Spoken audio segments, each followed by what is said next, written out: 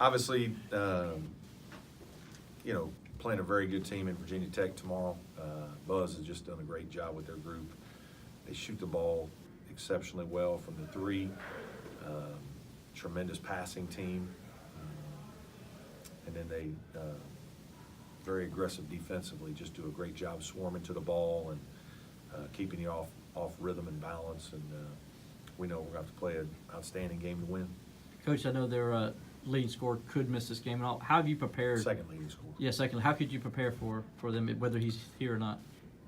I mean, we certainly know, Justin, he's an outstanding player, and so we prepare both ways, and whatever happens, happens. And, we kind of dealt with it at NC State.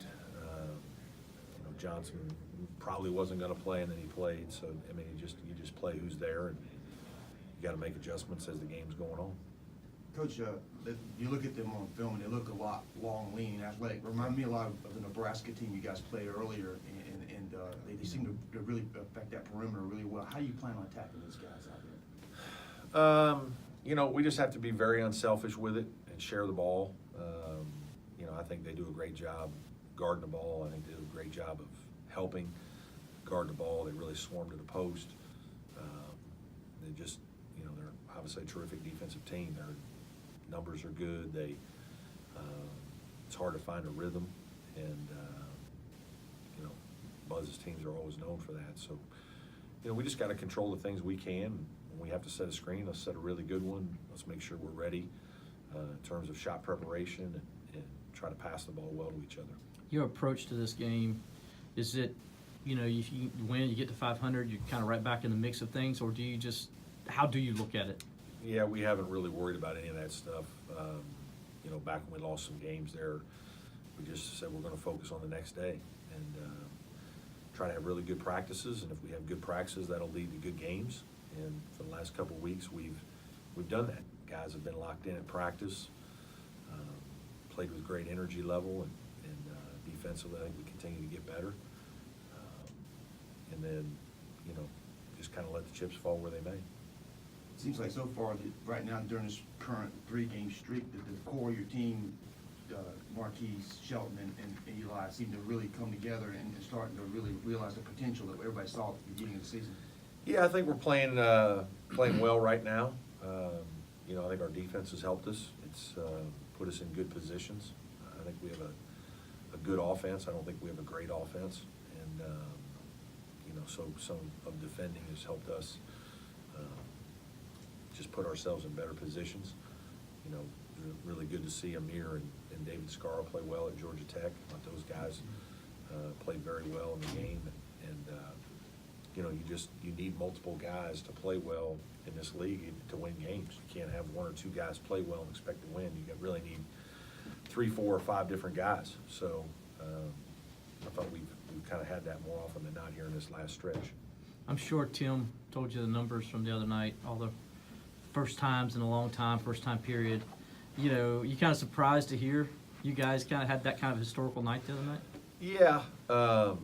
Obviously, we've had 2 very good, really 3 good defensive performances in a row, and the numbers bore that out. So we just trying to put that together. Don't really worry about records or streaks or anything of that nature. We just want to play good basketball. Coach, Virginia Tech, number 3 in the country, 3-point shooting, number 9 in the country, field goal percentage. Is this really the ultimate litmus test for just how far your defense has come? Yeah, it's certainly a step up in terms of you're playing an elite offensive team.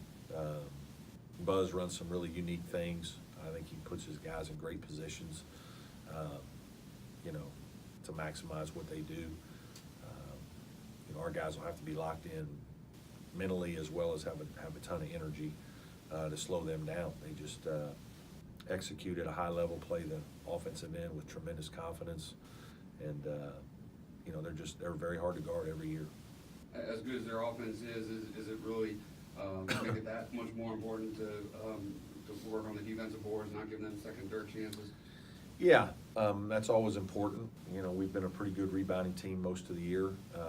Certainly, that'll be a factor in the game. You don't want to give them extra possessions. Just like we don't want to turn the ball over. We need to get possessions when we have it. What happened at NC State last week, but then where they only got 47 points? What would you see on film?